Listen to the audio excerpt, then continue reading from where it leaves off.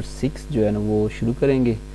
तो अगर आप लोगों को PDF फॉर्म में ये MCQ चाहिए तो उसके लिए व्हाट्सएप नंबर लिखा हुआ है, आप इस पर जो है कॉन्टेक्ट करके जो है ना वो हासिल कर सकते हैं। लेकिन आप लोगों को कब मिलेंगे, जब 100 MCQs मुकम्मल हो जाएंगे तो उसके बाद आप लोग ये PDF फॉर्म में हासिल कर सकते हैं। तो पेडागोजी में हम टीचिंग मेथड को जो है ना वो डिस्कस कर रहे हैं। तो आज हम जो है ना इसके मज़ीद कुछ MCQs जो है ना उनको डिस्कस करेंगे।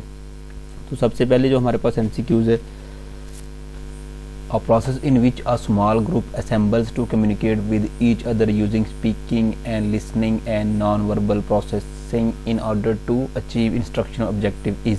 जी, एक ऐसा प्रोसेस जिसमें एक ग्रुप को जो है वो तरतीब दिया गया है, जिसमें हम यूज़ करते हैं स्पीकिंग, बोलने का अमल करते हैं और सुनने का, और इसके अलावा गैर वाती जो है ना तरीका हम इस्तेमाल करते हैं किस चीज़ को हासिल करने के लिए, तदरीसी मकासद को। तो ये तरीका किसमें इस्तेमाल किया जाता है, क्वेश्चन आंसर पहला जो है ना इसका जो है ना जवाब, और पहला ऑप्शन जो है, और दूसरा लेक्चर मेथड, तीसरा डिस्कशन मेथड, चौथा है ऑल ऑफ द अबव। अब देखें जिसमें हम क्या करते हैं जी, एक ग्रुप की तरतीब देते हैं और उसमें हम एक टॉपिक जो है ना रखते हैं, उस पर डिस्कस करते हैं, जिसमें बोलते भी हैं, उसको सुनते भी हैं, और कुछ गैर रवायती जो तरीके हैं वो भी इस्तेमाल करते हैं किसी खास मकसद को जो है हासिल करने के लिए। तो ये काम किस मेथड में करते हैं, डिस्कशन मेथड में। हम किसी चीज़ को डिस्कस करते हैं किसमें, डिस्कशन मेथड में। तो ये इसका जो है दुरुस्त ऑप्शन होगा। नेक्स्ट क्वेश्चन है जी, during discussion method teacher causes announce a question.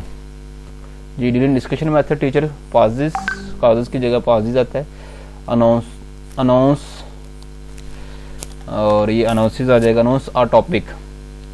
जी, यहाँ पे जो है ना आप लोगों को पता है कि डिस्कशन मेथड जो होता है उसमें टीचर क्या करता है, एक टॉपिक जो है ना वो सामने रखता है, जिसमें एक टॉपिक को रखा जाता है और उसमें क्या किया जाता है कि हम उस पर डिस्कस करते हैं। तो क्वेश्चन भी नहीं होगा, एक्टिविटी भी नहीं होगा, टॉपिक होगा, तीसरा ऑप्शन जो है इसका दुरुस्त होगा, एक्सरसाइज भी नहीं होगा। ये 3 ऑप्शन जो है इसका दुरुस्त है। नेक्स्ट है जी, the surface category in solo taxonomy consist of. तो ये 2 स्टेजेस पे जो है ना ये कंसिस्ट है surface category of in solo taxonomy. तो ये जो है इसका फर्स्ट ऑप्शन जो है ये दुरुस्त है।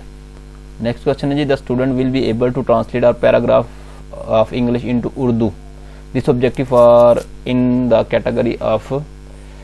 जी, यहाँ पे जो है ना हमारे पास जो है ना ऑप्शन फॉर की जगह क्या आएगा, फॉर की जगह हम लगाएंगे falls in the category of cognitive domain, comprehensive, analysis, application and knowledge.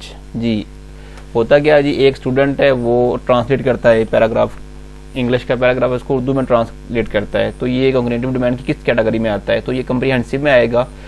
उसकी वजह यह है कि कॉम्प्रिहेंसिव में फहम होता है, तो जिसे अंडरस्टैंडिंग हम बोलते हैं। तो ये तब एक बंदा जो है ना, एक स्टूडेंट जो है ट्रांसलेट कर पाता है एक इंग्लिश के पैराग्राफ को उर्दू में, तो उसको हम कॉम्प्रिहेंसिव में ही रखेंगे। तो फर्स्ट ऑप्शन जो है इसका दुरुस्त ऑप्शन होगा, ये हमारे पास राइट ऑप्शन। जी, नेक्स्ट है जी, lesson plan makes a work systematic, organised, regular, all of the above. तो ये हमारे पास जो है ना जो लेसन प्लानिंग होती है उसमें जो है वर्क क्या होता है, सिस्टमेटिक, और ऑर्गेनाइज जो है मुनज़्ज़म होता है ये, और रेगुलर होता है बाकायदा। तो हमारे पास जो है ना इसमें ये सारे ऑप्शन जो है दुरुस्त होंगे, ऑल ऑफ द अबव जो है इसका सही ऑप्शन 4 होगा। जी, नेक्स्ट है जी, basic feature in lesson planning is. जी, लेसन प्लानिंग में जो बेसिक बुनियादी फीचर होता है वो कौन सा है, फर्स्ट है जो objective, content, method, all of the above. तो हमारे पास जो है सबसे पहला जो है ना फीचर है वो ऑब्जेक्टिव है, कि मकसद जो है ना इसको सामने रखा जाता है लेसन प्लानिंग में। फर्स्ट ऑप्शन जो है इसका दुरुस्त है। Which is not the focal point of triangular process of teaching. जी, contents, peoples, teacher, teaching method. तो इसका मतलब है कि दरस के सारूखी अमल का मरकजी नुक्ता कौन सा नहीं है। तो ये हमारे पास जो है ना लास्ट ऑप्शन जो है ना इसका 4, टीचिंग मेथड, ये इसका दुरुस्त ऑप्शन होगा। नेक्स्ट क्वेश्चन है जी, solo taxonomy was presented by. जी, किसने प्रेजेंट किया था इसको, सोलो टैक्सोनॉमी को, ये है बिग्स एंड कॉलिस। ये 1 ऑप्शन जो है इसका दुरुस्त है हमारे पास, बाकी ठीक नहीं होंगे। बिग्स एंड कॉलिस ने जो है इसको प्रेजेंट किया है, तो सही ऑप्शन इसका ये होगा। नेक्स्ट क्वेश्चन है जी हमारे पास, Armstrong was the exponent of project method, static method, discussion method, problem solving method. जी, तो ये हमारे पास जो 4 ऑप्शन है इनमें से कोई नहीं था, तो मैंने मजीद एक ऐड कर दी है। तो जो सही ऑप्शन है इसका इन चारों में से कोई भी नहीं है, बल्कि ये 5 जो है हेरिस्टिक मेथड जो है ना इसको ये बयान कर रहा है आर्मस्ट्रांग। तो रिस्ट्रिक्ट मेथड को जो है ना इसने बयान किया था। तो नेक्स्ट है जी हमारे पास according to the Kilpatrick the types of project are. जी किलपैट्रिक के मुताबिक जो है ना प्रोजेक्ट की हमारे पास कितनी टाइप्स हैं, तो ये हमारे पास 4 टाइप हैं जी, 4 टाइप हैं इसके मुताबिक हमारे पास। तो इसका 3 ऑप्शन जो है ये दुरुस्त है। नेक्स्ट क्वेश्चन है जी हमारे पास एक्टिविटी इन्वॉल्व्स जी physical action, mental action, both A and B, none of these. तो एक्टिविटी जो है ना वो इन्वॉल्व करती है फिजिकल एक्शन को भी शामिल करती है और मेंटल एक्शन को भी जो है ना वो शामिल करती है। तो ये सही ऑप्शन इसका होगा both A and B, 3 option जो है इसका दुरुस्त होगा।